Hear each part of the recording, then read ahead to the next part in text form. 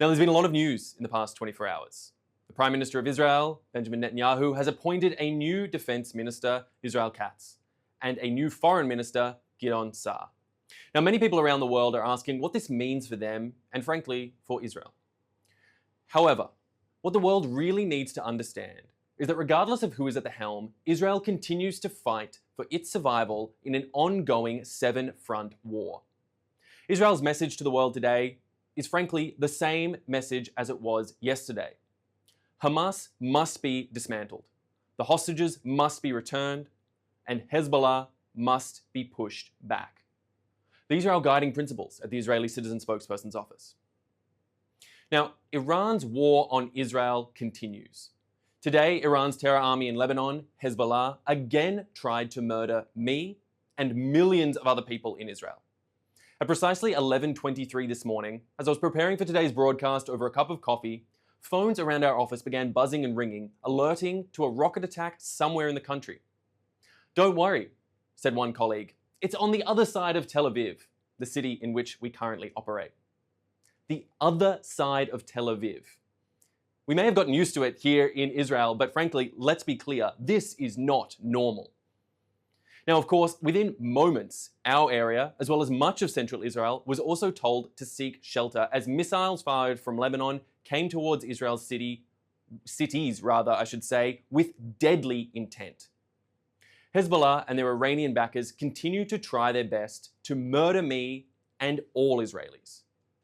Hezbollah has fired nearly 16,000 Iranian rockets, missiles, and drones at us since they joined Hamas in trying to kill us over a year ago on October 8th. Now, over 60,000 people can't return home. That's why so many of my friends and neighbors left their families, their jobs, and put on fatigues in order to fight to push Hezbollah away from us. The UN failed to prevent this war. UN troops in Lebanon allowed Hezbollah to fortify positions right on our border against UN Security Council Resolution 1701. UN troops in Lebanon did not disarm Hezbollah from its weapons, including hundreds of thousands of rockets. And UN troops in Lebanon did not stop Iran from continuing to ship tons of weapons to Hezbollah in Lebanon from bases across the frontier in Syria. Israel yesterday struck Hezbollah's weapon facilities in Syria for the third time this week. And Israel's citizen soldiers are pushing Hezbollah away from our homes and bit by bit disarming them. Because frankly, no one else did it. Now, whatever comes next, our friends and allies will need to support our efforts to create a new reality in the region and to ensure that Iranian rockets are no longer lobbed at anyone else. As Israel acts to prevent Hamas from redeploying in Gaza, we've also ensured a steady stream of aid into the Strip. There is now more aid entering Gaza today after Hamas's October 7th massacre than entered before it. Just yesterday, COGAT, Israel's agency responsible for administering aid into Gaza, reported that 206 truckloads of aid were collected.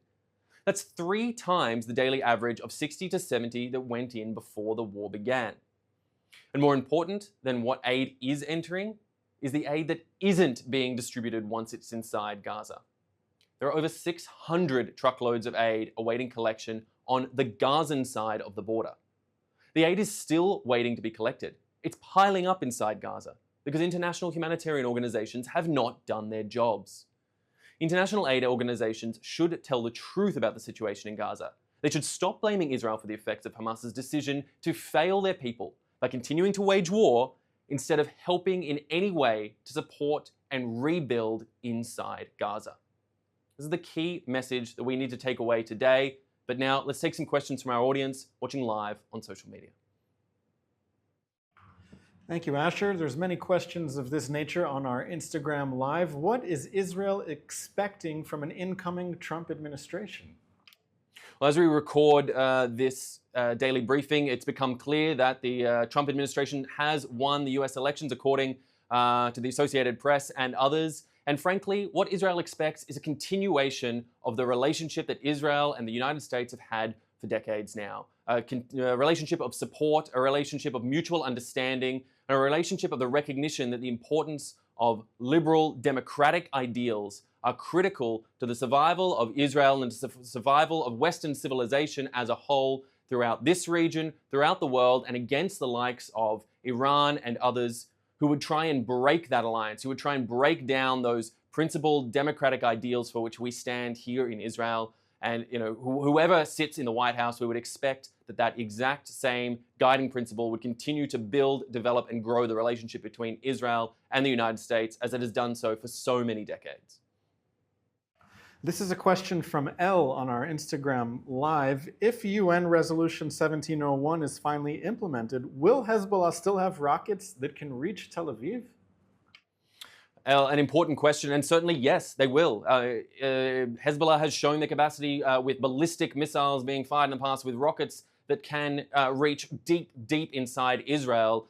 Fortunately, Israel has a fantastic missile defense shield that is able to block much of that incoming rocket fire, but it's not enough to sleep safely in our beds at night. As I said, just earlier today, I was forced, among millions of others here in this country, to take shelter from Hezbollah rockets being fired at us. And unfortunately, a move back to the Litani River would not necessarily negate that risk, but it would help create some sense of buffer, some sense of safety, and give us more advanced warning, particularly for communities living in the north of Israel who come under daily, regular rocket fire and threat. This is an unbearable reality, and Israel will not give up parts of its sovereign territory in order to allow for that buffer. What needs to happen is Hezbollah, this militant terrorist army, needs to be pushed away, to be removed from this border, and not be allowed to operate freely in this space, despite what UNIFIL was supposed to do, or the UN mission that was supposed to be put in place, that was supposed to protect this area from Hezbollah militancy, what they failed to achieve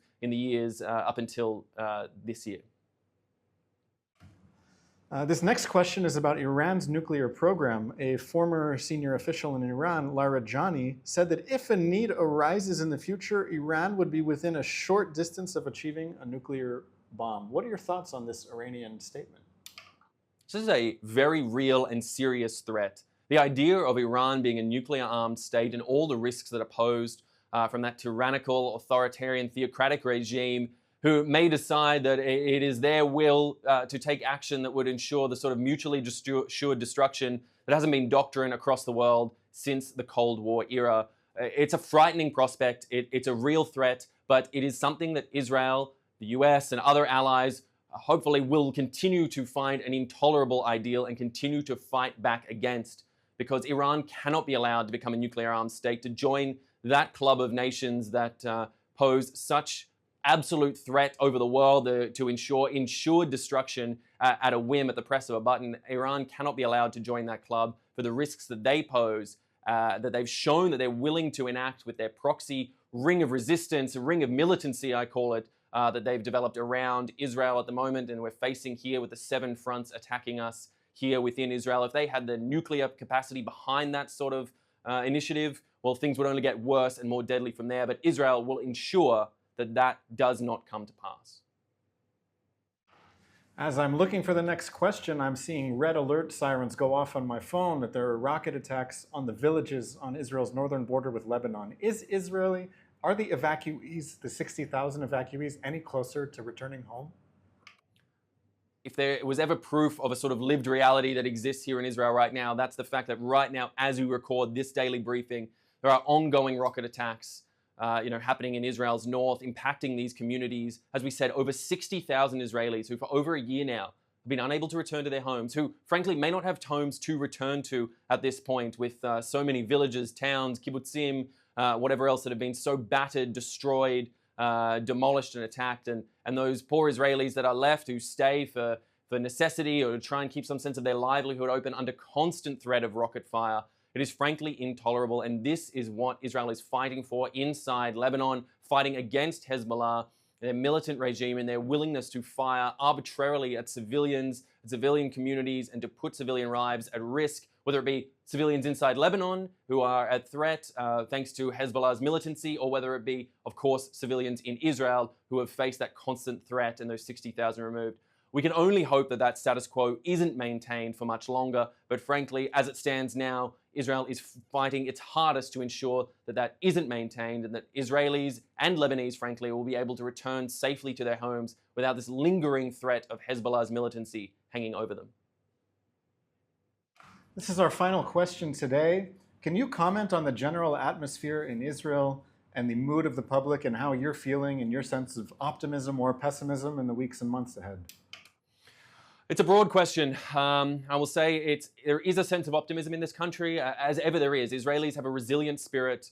We are fighters. We are willing to keep pushing forward, whatever the lived reality may be. But as I said earlier, it can be very easy in this country to develop a sense of normalcy, to say things, banal statements like, oh, the sirens for the deadly rockets that are being fired, oh, they're on the other side of the city, rather than being right here, and to make that feel like a sense of normalcy, that friends, loved ones, family will be fighting in uniform, people who would rather be in day jobs, working in industries to help support the Israeli economy, to help build and develop a brighter future for this country, are being forced into uniform on the front lines to be needlessly killed thanks to these militant terrorist armies. So we do retain a sense of broad optimism for the future and what comes for Israel, the hopes for return of the hostages, that those displaced peoples can be returned to their homes, and that everyone can return to a sense of peace and normalcy.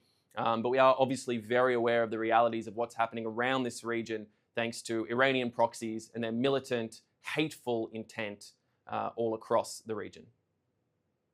All right, well, that is all we have time for in today's daily briefing. I want to thank you so much for taking the time to tune in. We'll be back tomorrow at 3 p.m. Israel time. That's 8 a.m. East Coast, as we continue to bring you all the latest and updates from Israel and around the region. I've been Asher Westropp-Evans. Thanks for watching.